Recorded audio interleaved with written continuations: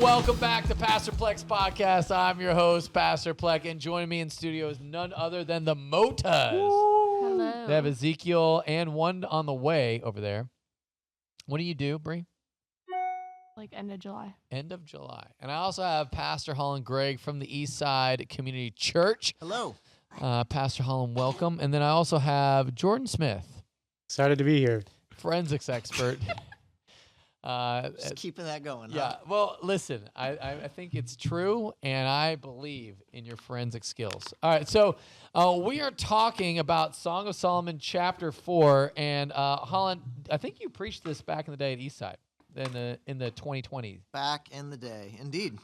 And this is where we talked about sex. And so if you've got young ones around, we're going to talk about sex. So you might, this is where, get them away from your screen or put your headphones on as you watch.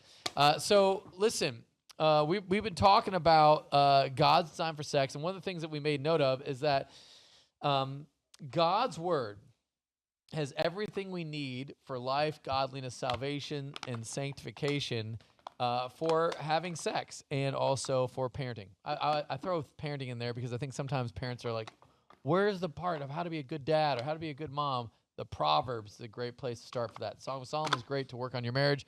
Proverbs is great to work on your parenting.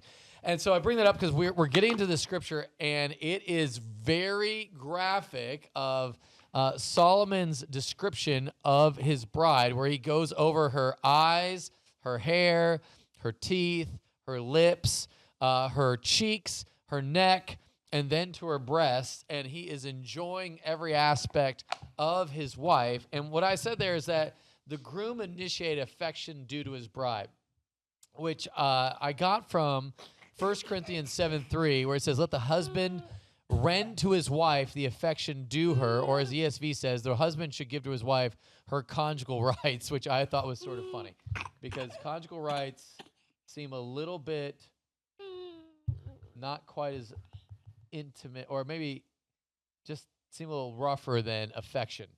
I was just like, that's sort of odd. Anyway, the reason why I bring that up is Jesus loves the church, and husbands and wives are to represent the picture of Jesus and his church. So when you're wondering who is supposed to render the affection first, it is the husband's duty, job, obligation, role, and responsibility to render or to give his wife the affection that is due to her.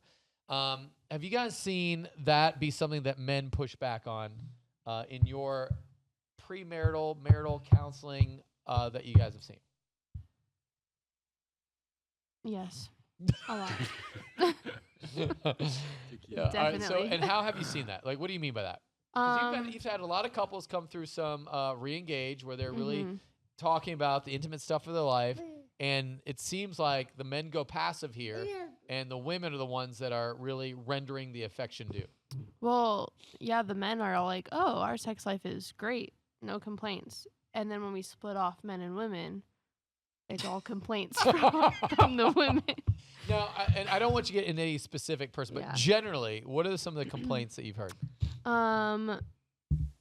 That he just, she's ready for bed, and he's just feeling up on her, expecting something. There's no There's no preheating the oven? There's no preheating the oven. There's no sweet talking. It's just straight to the point, and then the woman will feel either obligated or pressured, or the men feel rejected. Right. And that's essentially, I think that what you have described is how most of the marriages I've coached initially start off, is that the man does not think about sex until he's in the bedroom, because men are like waffles, women are like spaghetti. And so women are sort of thinking, oh, if he wanted it, he would be talking about it all day. And men are like, if it's not in front of me, I don't see it. And I think that's part of the problem, especially into marriage, because you've forgotten the art of the romance because something happened. What do you think, Holland? Yeah. It sounds good. I agree. Yeah. The art of, did you say the art of the romance? The art of the romance. The art of the romance, yeah. Yeah. The groom in Song of Solomon a master of the art of the romance. Yeah, he is the master of the art. Masterful with his words, masterful with showing affection, communicating desire, communicating expectations. Yeah, puts a lot of men to shame. Yeah. But is meant to be a model. Couple things I saw here is that, and this might be helpful. I think if you understood the wedding day and why that was probably felt like a microwave moment, is because the woman has been preparing for the wedding day. It's been an agreed upon day. She knows it's coming. The day of, she's fully engaged, thinking about all that. Her dress she's wearing it for the way that's going to eventually come off. I mean, like, there's all of that goes into it. And the guy, he just shows up and he's happy to be there and doesn't understand the amount of preparation and work that's gone into this day. So then afterwards, whenever couples are married, the man does not realize the work that goes into getting the woman prepared for sex. And so he shows up just like he did on the wedding day, not knowing there's a lot of other factors that help the woman get preheated. And I feel like that's the problem. And so also, we need to have husbands and wives kind of think, remember, they're just like Jesus in the church. And so we love, the church loves Jesus because he first loved us. And so men, knowing that example of initiating affection and initiating all that, just like the husband is seen here, that becomes imperative upon us as men to start with the calendar. Because the calendar, I think, and speak to this, Bree, if this would be a help to kind of parse this out. Is the calendar helpful in getting a woman ready to get preheated for sex? Is that helpful for you to know when that date is coming? For me, no. I think just looking at my calendar and seeing sex on there is really weird. No, but if he... Yes, you don't write sex on the calendar. What you do write is, hey, we're going to this restaurant, or we're going and spending... planning date night? Yes. Then yes. But I also think the calendar is very literal. If when you come home from work, you want something, like you said, make a little comment before you leave. Text something nice throughout the day. Don't text, can we have sex tonight? Right. Be more romantic, more words. Because talk to me about the more words, because I think men don't understand more words, because in general we think words are just a means to a straight ends of communication, and for a woman it's a lot more. It says so much more than just I want sex now. Yeah, I can't. say something real quick. Well, I thought of this earlier, but when you were talking about the wedding night, and it seemed easy from the guy's perspective. If you think about it, the wedding day is probably one of the days where the man is the most romantic in a relationship. You write your vows, you dance, you look into each other's eyes. So to the woman's side, it's like everything she wants, Right. But then the next day, we're not doing the same thing. You know what I mean? We don't continue. There's no first dance. There's no giving, feeding each other cake. There's no Speak vows. for yourselves. Yeah. We feed each other cake daily. In my house. Yeah, that's good. But imagine if you had a systemized Sound like a word. A system. A system. Thank you. A system. A system where you understood there were certain expectations that went along with, because a groom didn't make up the whole wedding. He's like we should probably have a first dance. That was it's more like, hey, what song are we gonna do for our first dance? You're not asking what, you're asking how. Whereas I think for the rest of your lives, you're like, I don't know, what do you want to do? And that, I think, becomes the problem for relationships, because it feels like to the woman, she's wanting spontaneous love and joy that looks like it's coming from the heart. And he's just like, just give me the plan and I will work the plan. Would you guys agree with that? Yeah. Sounds about right. Going back to the words thing, though, I can't speak for every woman because every woman's different. But for me, when I feel appreciated, or I feel like he sees me, or I just hear compliments, that automatically makes me, even if he's simply doing it to truly appreciate me and has no intention of sex, I'm more likely to initiate because I feel connected. I feel like, oh, he sees me, he values me. When you walk past your wife in the kitchen and smack her butt, and that's your way of indicating you want something, I will never pick up on that. I think you're just being a dude. And Let me write this down. because I feel like You say just like, shattered oh, let many her universities know. with Or that statement right there. Yeah. You just destroyed a lot of men. I Yeah. feel like if you're like, oh, preheat the oven, let her know, give her hints. A lot of men, those will be their hints. That's not the hints that us women So what is want. the hint that you want? Words. Words. Got it. Okay. So as he gently taps your bottom as he passes you, like you need him to say, what? What does he say? Fill in the blank. Help him out. I don't know. I can't like give you an exact. But to me, if it's just a constant touching of boobs and butt, I think you're simply a dude. I don't think Bro, just laying it out. I'm being real. Yeah. All right. No, I appreciate that. We are real here at the Pastorplex podcast. To me, that's not being romantic. That's not uplifting your wife. Like that's not. So what you're thinking is just coming up and just. So one of the things I talked about is that 7-second kisses, because that is one of the ways that you can induce saliva transfer, and saliva transfer over time builds up testosterone in the woman, which makes her arousal to be way easier. So would you be excited about 7-second kisses from your husband? Yeah, and we've done that before. Oh, awesome. Someone told us a long time ago that the best thing they did for their marriage was make out every night. Yeah. With no expectations of anything else. Just Right. make out every night. And that alone It's exactly right. resulted in a better sex life for them. Yeah. All right. So kissing, without expectation of sex, even though, how can I put this? Of course, the man has such pure intention just to love her in the moment, but there is probably a hope that this will lead to something more.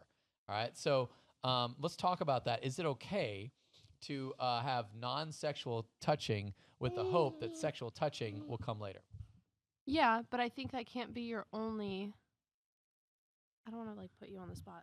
No, But it's too late. a big thing that we worked through is he thought him walking past and touching or walking past and giving me a kiss was initiating or letting me know. But when you do that every single day, I don't know that. I think Right. that's just who you are and what you do. So I think if yeah, I don't know. Like you need to make it I think she might be a words of affirmation girl. maybe, I don't know. Like, okay. To me there's nothing special in that. If Oh, wow. there are days where he's rejected So me, he- but he was still being physically Well, he was with words rejecting you, but being with his hands very accepting. correct. But then still didn't, like, that wasn't a day Pablo. that he wanted to have sex. So I'm like, how am I supposed to differentiate when you're giving me hints and when you're just, So would it be fair to Being say, you. Pablo, you're always giving hints? There's never a time that's not hoping for something more? That's exactly right. Okay, so It's pretty universally true. Yeah, I think. yeah. I think what men are trying to do is always preheat, and so I think this might be where it might be helpful to help your husband out by saying, if you're wanting sex, that's not getting you that. But then of course I feel like the spontaneity is a big thing for women to feel like it's not for another purpose. It's for like the genuine just wanting to be with you. Yeah. So I think that's really, really difficult to pull off. But I do appreciate that you shared that. I think we give, I think you've talked about this. We Yeah. give what we want. Right. So Bree is a lot better at giving me compliments and telling me how good I look. And like, I could literally care less. I actually don't like it when she does it. Okay. But And that's a hint to you. yeah, sure. And You then don't like it when your wife tells you that she's attracted to you. no, oh, I mean, Jeez. yeah. he doesn't. But Why? But in her words, it's like, oh, you look good today. I'm just like, okay, well, like, what do you It's say like, then? of course. I mean, What do you say then? You didn't, I mean, what am I? A piece of meat? I mean, like, what? Right? Like, I feel used. Oh my God. No. But then for me, what I would want from her is for her to just come up and touch me. And so naturally, Yeah. that's what I do to her. Oh, right. But she doesn't really want that. She wants me to give her compliments. Right. There you go. And so So it seems like the pattern that Solomon's laying out here is lots of words. He's got I think as Pastor Mo said, an arsenal of words at his disposal. arsenal of compliments. And an arsenal of compliments. And he is just boom, boom, boom, boom. And he's talking about everything that you can possibly see, which I think speaks to how a man is. He sometimes men speak about, like, they're in their box of their wife right now, and so he's just going off everything he can possibly see, and he just lists it off, which is actually a great technique. He's not sitting there going to go like, and I cannot wait to spend the next 15 years with you thinking about strolling through the park of our one-day happiness. He's talking about right now, I'm really into you. I see you. You're beautiful to me. I'm excited about you. And that's what preheats her to a point where she feels seen. Is that true? Yeah. I think for me, the Okay. reason why knowing he wants me for me to truly connect Yeah. is important because of a porn addiction as well. Because Okay. I don't know when it's, oh, you just need your fix so you don't go to something else. And when it's truly like, I want to be intimate and connect on a deeper level with you. Okay. And I think if a guy initiates the same way every single time, then the women feel like they're being used for the same thing, or the reason for the sex is the same thing every single time. Okay, but let's talk about that, because I did talk about sex, specifically orgasm and all that means. In the last verse says, God says, eat, friends, drink, and be drunk with love. God is pleased by sex and joy within his design. I talked about how there's hugging neuropeptide, a jealous neuropeptide, the dopamine reward neurotransmitter that all explodes in the brain as you have sex. And what dopamine does, it creates desire, pleasure, desire to do it again. Oxytocin is a bonding, like it feel like this is my person, I'm one with you. And vasopressin that's released is a mate guarding neuropeptide, which makes this is my person that I'm supposed to be guarding and jealous of, and I want her to be mine. Okay. What we talked about is that So cool. it is wild how God wired the brain. It's so cool. So, what I said, what wires together, fires together. And what we talked about is how the brain has a neuroplasticity that allows it to conform to desire and enjoy monogamous relationship with your spouse. Okay. However, what porn does is it messes up the neural pathways and creates new neural pathways, and you bond to pixels instead of a person. And that's a problem. And so what we said was that you could, and the problem with when you don't have oxytocin and vasopressin bonding you to your spouse, you then need a harder and harder and harder pornography so that you can have the dopamine reward happen. And so what we said was, like, God can redeem through the grace of God, but also the way he designed the brain to conform through oxytocin, through vasopressin, through the dopamine neurotransmitters, to enjoy the wife of their youth again. But to your point, this is where I think it's hard for men, and this is the part I need you to be super honest and vulnerable and all the things. Because it might be that he's needing to have sex with you so that he can overcome a porn addiction. It might be that he's having sex with you because he wants to have sex with you because you're his wife. How does a man who has had a porn addiction be vulnerable about that, lead through that, when it's so hurtful and so, what's the right word?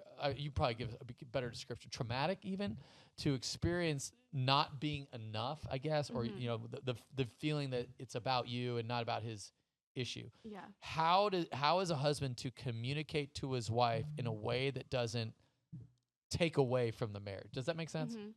I think first he needs to fully invite her into the battle with him. Yeah. How And did Pablo do that with you? A lot of long conversations about where his addiction stemmed from, a lot of reassurance on his part that it has nothing to do with me, Yeah. because it never does have anything to do with the spouse, Right. even though It sure feels like it. it feels like it. Yep. Yeah, the daily check-ins. Talk, what are those daily check-ins?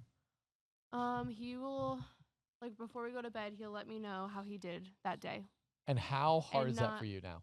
Oh, it's not hard for me at all. Really? So you've Yeah. gotten to a point because you understand that it's not about you and it's his issue. So that when he says, yeah, there's this girl I saw at the gym or this ad popped up on my phone, and how do you handle that?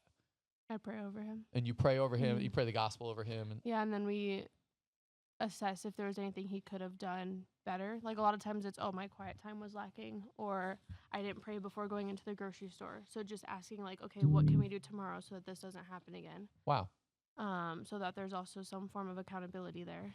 And then praying over one another, and then, I mean, you just choose to forgive. Like, Okay, so I think Y'all are awesome. You guys are so amazing. I think when man or woman hearing this, they'd say, there is no way I could tell my wife, because she would lose her ever living mind and guns would come out, like violence would ensue. Like, I think there's a real fear here that if I were to let her know of what's really going on in my soul, I would break her. Talk to me about that. And I don't know if you had that experience. Yeah. This is actually something that just happened at Reengage this last time around. Because the goal of Reengage is for you to open up the 1% that you haven't shared with your spouse. Oh, wow. Yeah. And we've done it like 3 times now. And I've just been like, man, what's my 1%? Like, I feel like we've talked about everything, you know?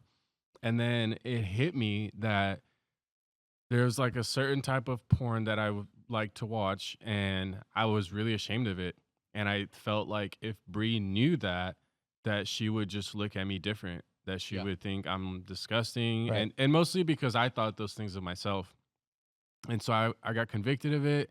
And then I told her about it, and I told her I was like scared to say it. And she like convinced me, like, there's nothing that you could do that would make me look at you any differently. And then I finally shared it with her, and I was super scared. And she laughed because of like how much I thought this was gonna affect us. And she was like, that's it? Like, so even though it was like really scary, I think I don't know. It definitely brought us closer, and it made me feel a lot more secure in our marriage, because, you know, something that I thought was like the worst thing about myself, she is just like, it's not that bad, you know? I don't know if you had something else in mind. well, I also want to make a point that we didn't go from, oh, I need to work through this porn addiction and invite my wife in, to having these conversations Overnight. right away. Like, Yeah. this was years of, like, first he had to have a conversation with me, like, how much do you, like, I struggle with this, I want to overcome it, I need your help. How much do you want to know? Because there's some women out there who, They don't want to know. they just want to know, did you watch porn or not? They Right. don't want to know what led you, what temptations you were overcoming. Like, they don't want to know many details. So I think it's first important to know what your wife can and can't handle, because what I can handle now is not what I could handle back then. So how did you grow in that? How did you know what you could handle and not handle? I think it was just baby steps. Okay. Like, once I started to handle him just telling me when he slipped up and reacting better to that, then I could start to handle, okay, well, what little sins, not little sins, but little temptations, Right. did you fall victim to throughout the day? Or I think it was a lot of personal growth within my own faith that got me there too.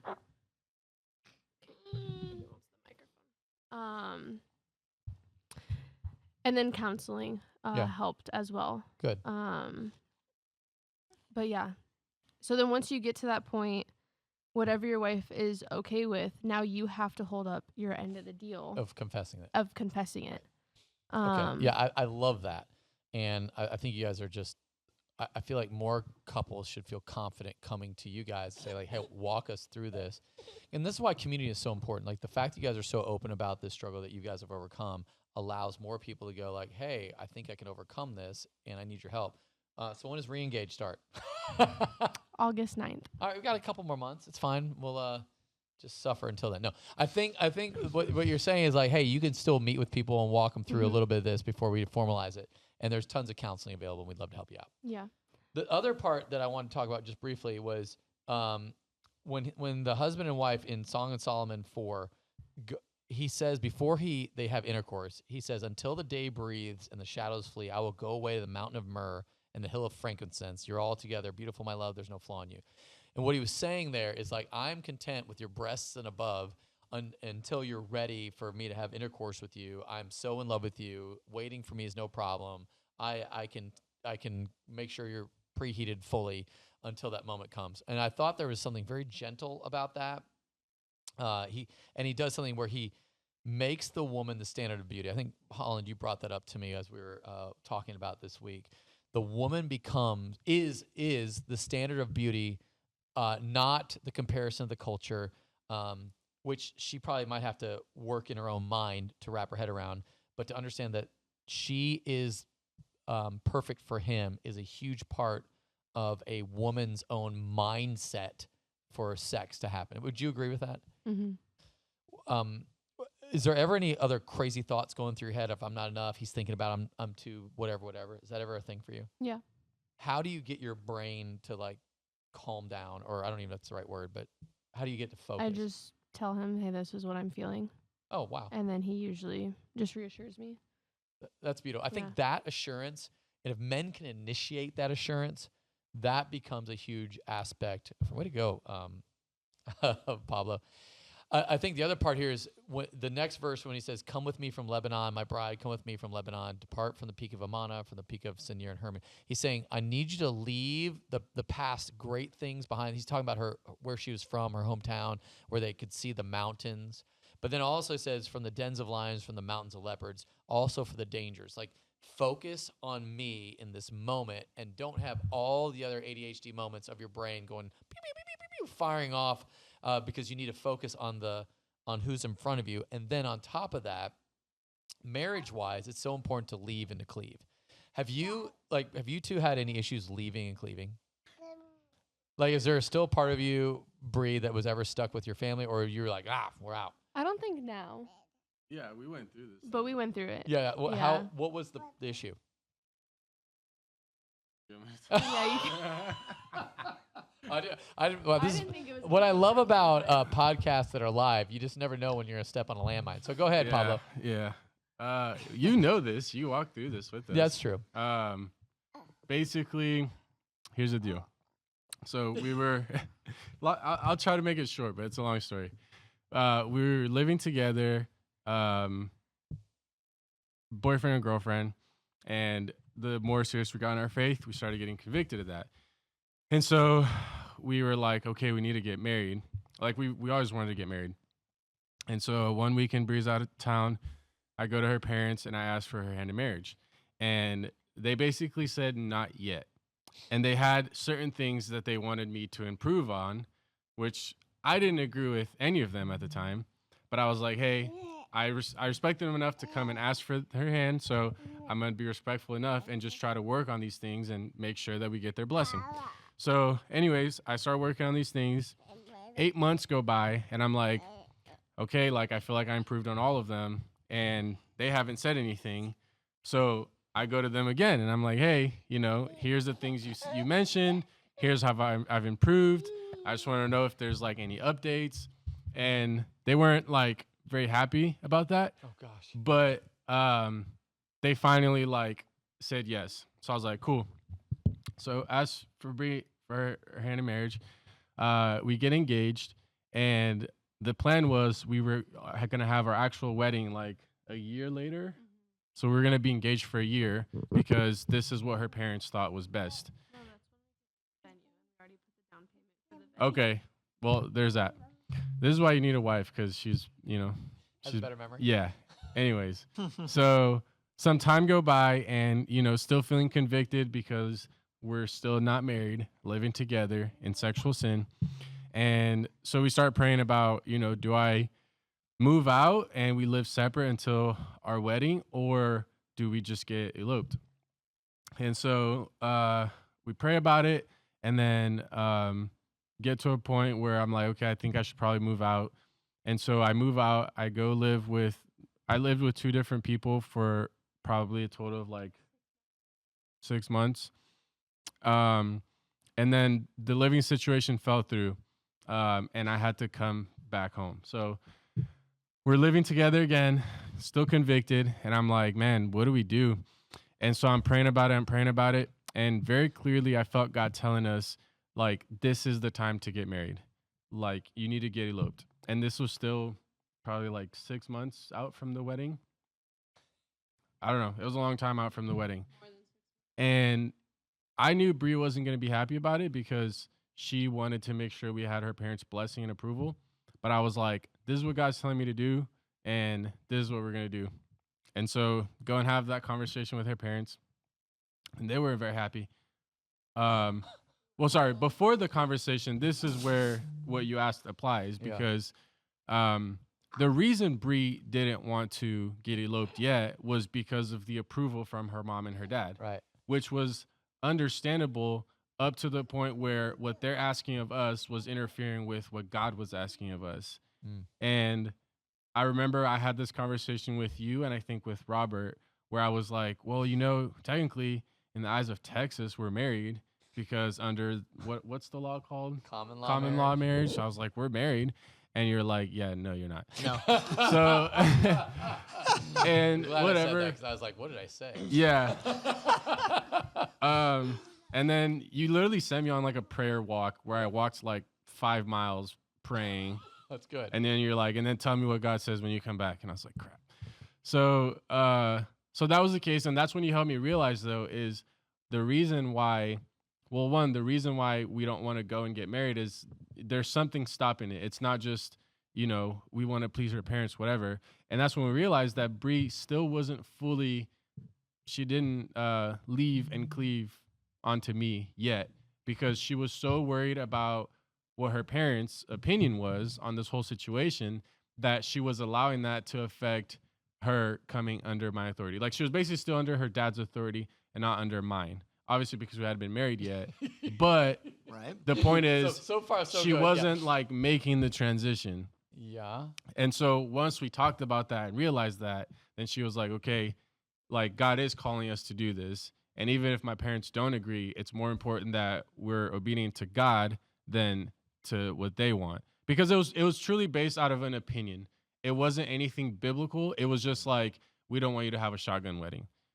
And we were like, okay. So we go and have the conversation with them. It did not go well at all.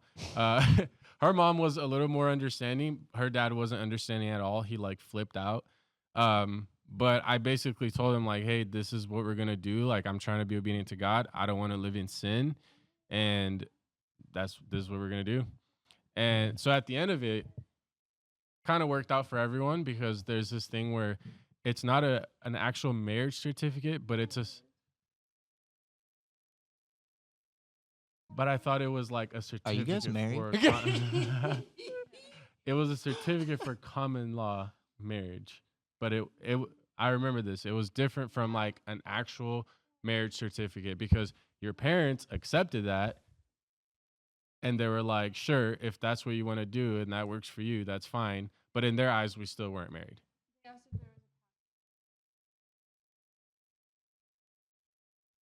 Even though we would file taxes as we had documentation, like the government said we were married. So we are married. So you got married. Then we had Plex the signed it. wedding too. No, I don't think. I signed the other one. Yeah. Yeah. Yeah. He signed it. What a confusing time. Yeah. So many things. So Wait, many. did y'all have like another ceremony or something after Yeah. that? Yeah. Chris did it? I did it. And I you did the pronounced actual. them husband and wife? Yeah. Yeah. So you guys are married. Yeah. We did an actual ceremony. That's great. I don't Congratulations, remember you what guys. happened in that interim. That is one big It was blur. very confusing. And if you're confused, you can imagine how I felt. I was just trying to do the right thing, and it was a lot more complicated than that. So how are things like now? Yeah. With your parents. Oh, they're great. Yeah. That was Yeah. a rough start. Yeah. No, Praise the you know Lord. what? I think her dad respected me a lot more because I stood for what I believed in. And I think he wasn't expecting that. He was expecting me to just be like, okay, like we'll just do what you want. So at first it was like kind of awkward and, just weird. But like after we grew so much closer, like we're way closer today. And I think it has a lot to do You with and her- that whole her dad? situation. Yeah. Yeah, that's awesome.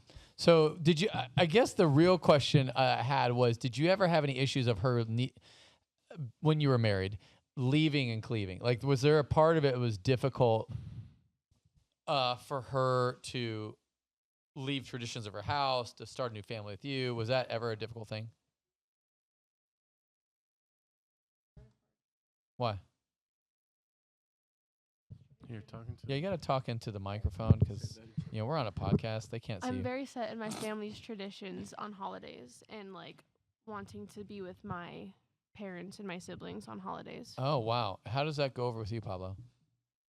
Now it's better. I think I was bitter at first because I don't have family here. So I was tired of seeing her family all the time. Oh gosh. I'm just being honest. Call it like it is. That's good. All right. Yeah. This is live marriage counseling, everyone. All right. So, you guys. I'm just telling the truth. So, how did you guys move through that? We now alternate holidays. Oh, good. Good for you. That's very. Do you like? Where? Because is your family in California? They're in Florida. Florida. Okay. Yeah. Some in California. Okay. Wow. That is awesome. You guys have done a good job at figuring out your traditions over time. All right. I want to get to this last one that you brought up a question earlier that you had. When you were talking, are there neural pathways? Is that what they're Neural called? pathways. Yeah. Yeah. When you were talking about rewiring the brain. Yeah. What fires together wires together. Yeah. You dropped in you're able to rewire your brain for your wife and not a porn addiction.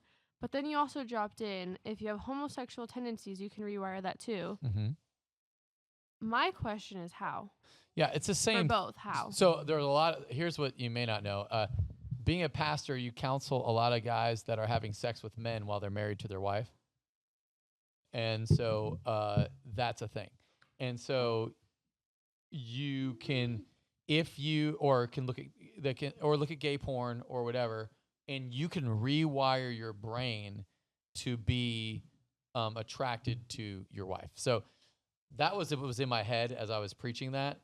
And now as I'm putting together what you probably heard was like, you just need to go have sex with women and then go to the strip club and you'll be cured. And that's not what I was advocating. I do appreciate that viewpoint. Don't go to the strip club, Holland. Got it. But I do have Jordan Smith here. So Jordan struggles with same-sex attraction, and when you hear that, does it feel like hopeless to you, or give me your thoughts on that? Rewiring the brain? Yeah. Not hopeless. I mean, I think you have your opinion. Do I believe that same opinion? I don't know. I have been thinking through recently of if you trust God and God can do anything, then is it true faith to just pursue a woman even if you have no attraction? It's kind of what I'm working through right now. Yeah. And Is that scientific? Amen. yeah, about how your brain it's not solely on environment matters, what you believe matters. There's everything. There's it's a holistic approach because you're not just pure matter. You're also spirit. You're also emotion. You're also a lot of that stuff. But God helps you out in developing the neural pathways so that you are attracted to your spouse for monogamy. That's that purpose. So yes, and it's like a part of the picture, not the full picture. Mm-hmm. Theologically, we understand that your desires are malleable. Yep. What you think is right or good or beautiful and attractive can change. Yep. And changes over time in a lot of ways, but especially from going from an unbeliever to a believer. And, you have passages like Romans 12, do not be conformed to the pattern of this world, but be transformed by the renewal of your mind. Mm-hmm. Like our minds can be renewed. Our desires, our hearts, what we find, attractive can be transformed by God and can be transformed even naturally, biologically through like the stuff that you're talking about. When you say rewire the brain, you're essentially saying through natural, not supernatural means of Right. God giving you new desires. Right. You're saying through natural means, what we like and desire can be changed based on the certain things that we do. Yeah. So, but then the question of, I don't know. I want to hear everyone's thoughts on this. 'Cause I have my thoughts on, should you just marry someone that you're not attracted to? Like that's what you're saying, right? Should I just have faith, find a godly woman, marry her, even if I'm not sexually or physically attracted to her, right? Right, and I believe that's what you're implying as well, Yeah. right? So I think like number one, sexual attraction is not a prerequisite for marriage. Right. I think everyone kind of assumes that it is. Like, Especially in our modern culture, right? But back in the day of arranged marriages, you may not have, you get what you get. It's for a not a fit. condition for marriage. It's not like also, I think if you just look at, there's a lot of marriages where a lot of women are not attracted to their husbands. Right. And that's a normal thing. And Yep. so, but what you read in Song of Solomon is like, you see like that verse, there's no flaw in you. Mm. You see someone who is focusing on recognizing the beauty of the other person. Mm. And so you don't have to like, I can even I do not struggle with same-sex attraction, but I can look and be like, you're a good-looking dude, and I can recognize, man, you got a nice beard going on there, Chris, and you got, Don't lie in the church, bro. Come on. and you're like a strong dude, you're healthy. Like you can recognize Right. athleticism or fitness or Right. handsomeness or beauty or Yeah. whatever in a man and a woman. We do this like even your Because you do it with like your cars mom or houses or your mom. Like, mom, you look beautiful. moms. There Your you go. daughter, you look beautiful There in you your go. prom dress or whatever. Right. Your brother, you look handsome. You can recognize those things without being necessarily like attracted to a Right. person. Sexually attracted, right? Yeah. And so within the context of like a marriage, you could still like if you don't have a sexual attraction to someone, you can still recognize their beauty and speak those things Mhm. and call them out to encourage the person. You can be what you're really called to be attracted to in a person, according to Scripture, is godliness. Beauty is fleeting, charm is Deceptive. deceitful, right? But a woman who fears the Lord is to be praised. Yeah. The fear of the Lord, godliness, 1 Peter, a gentle, quiet spirit, which Yep. is very precious in the sight of God. It's godliness that is meant to be what we're attracted to. Right. More than anything else. And if you make physical attraction essential to marriage, Mhm. you really ruin, I think, the Yep. core of what marriage Well, is, which is covenant commitment. Were you attracted to your wife? Yeah, so yes, and I think my wife's beautiful, but what was most attractive to me about her Mhm. was her heart for God. Yeah. Because here's the deal: if I make her physical beauty that's the most important thing. She gets in a car accident and the side of her face gets burned off. She loses an arm, something like that, and she just doesn't look the same. If that's what our marriage is based off, well, that's gone now. Gone. But if our marriage is based off, I'm attracted to your heart for God, and I'm committed to you in a covenant commitment that no matter, car wreck or sickness and health, for richer or poorer, then, like that's what marriage is really about, is that covenantal love and commitment. Right. And an attraction based on a fear of the Lord. So that's that's where I would support you in saying, hey, if there's a godly woman at this church, you're like, man, she's following Jesus, and there's no sexual attraction, I would say, praise the Lord. Mhm. You're not lusting. That's a Right. good thing. Win. And I think if you were to, go on a date with her and, you guys, you both love the Lord and you were to get married or something, you take those steps. I think the Lord, what Chris is talking about, could rewire even through natural means, but Yep. also supernatural. Supernatural, God, give yeah. me a desire. But I think the Lord can work through that, and that it's right and good, and that is that God created male and female for each other. Right. and he blesses that. Right. So I think I would be supportive of that, and I think a godly woman who feared the Lord would Also be supportive of that as well. Absolutely. I mean, I wouldn't lie to her, but at the same Yeah. time, I would be like, here's where I'm at. And the thing that's really great about you, Jordan, is that, I mean, here we are on live podcast, streaming to millions and millions of twos out there, where people can hear, see, and go, oh, there's a real guy who loves Jesus, who's struggling with real sinful desire, but wants to overcome by the power of the blood and testimony, all that. And I'm willing to get to know him. And if that, and you're a deep friend, you're a kind of go all the way friend. So you're not like a surface level person. You love the deeper things. You think about things. And so a woman would be really attracted to that. And you could probably be like, hey, let me get up Song of Solomon chapter 4. Your hair is like a flock of goats running down Gilead. I mean, like you could probably say that and mean it, and it'd be really sweet and beautiful. And I think that that's the part where I challenge you and our listeners out there. Like, if you're struggling in a sinful desire, then obviously you want to orient your heart towards Jesus. And the best thing you can do is become a friend of a woman, and then that's single, and then let's see where God takes it. I would not be against that either. So I'm encouraged. I totally agree with Holland, and I think I've said that to you before, but I'm excited for that. Let's just see what happens. I would love to see what the Lord does with you as you start to take a step of faith, although it's challenging. And we've all known people that had homosexual background tendencies, and then they did get married, and they flourished. And I think there are couples at this church that have that experienced just that and are living for the Lord now, even though they've had a history of gay pornography in their past. And so that's something I can kind of look at and go, like, I've seen the proof in couples at our church, and now walking them into freedom with Jesus is pretty great. It's exciting.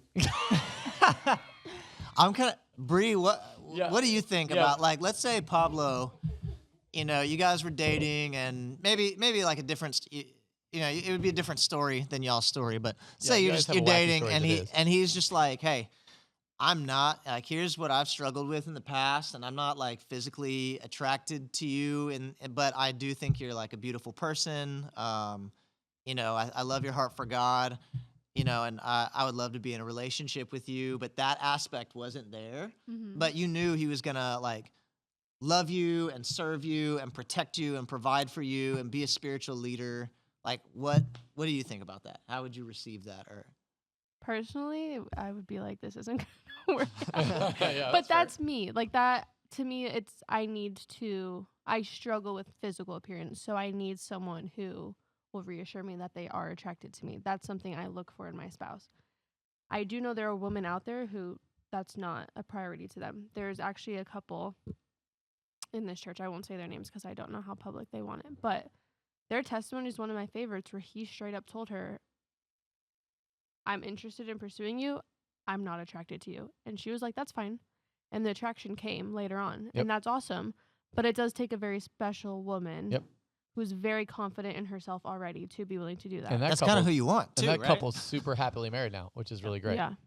And that's a great, that story in of itself, that has a woman of self-confidence like through the roof. Mm-hmm. But which just shows that she was raised by loving parents who told her she was more, you know, like, hey, it's not about what other people think. You're awesome and loved and blah. I mean, that's a lot of love that you've received. So then, like, endure that, and then, like, I think she felt called by God to marry him. And Yeah. as odd as that sounds, which ultimately we knew it was true when they said I do. But I do feel like that's a great picture of that, of like he now finds her very attractive, and it's a wild thing. When we used to do apartment life, and at our apartment there was a bunch of Indian couples who all Hindu Indian couples. Most were arranged marriages. And my wife was asking one of them one time, you know, just like they were getting to know each other a little bit, and she was like, arranged marriage, like, what are your thoughts? Like, what was that like? And she was like, well, I did not used to like him or be attracted to him, and now I am, and he's my baby now. And that was her response. And it Wow. was just like, and they were like a sweet couple, and they had a baby together, and she was just very upfront and direct about it. I did not like him. I was not attracted to him, and he's my baby now. Yeah, I think That's the thing I that you're love that. talking about with the That's ex- oxytocin that's and exactly right. I mean, like it couldn't be more clear from that example. And I think in our culture that has created for us the romantic, we fell in love at first sight. I don't want to call it complete garbage, but there is like just we've overemphasized a beauty that is so subjective and changes over time. And if your brain is designed to fall in love with that which you have sex with, then what comes first? I think the problem for a lot of us is we're having a lot of sex before we have a lot of commitment. And so therefore, in a transactional relationship, you better have the body because I will find another one who does. In a covenantal relationship is you're with me no matter what. And that to what I'm talking about with you, Jordan, is the covenantal relationship that we're talking about is so much greater than a physical attraction. It's covenantal. It's building a fabric of society, building family together, representing Jesus in the church.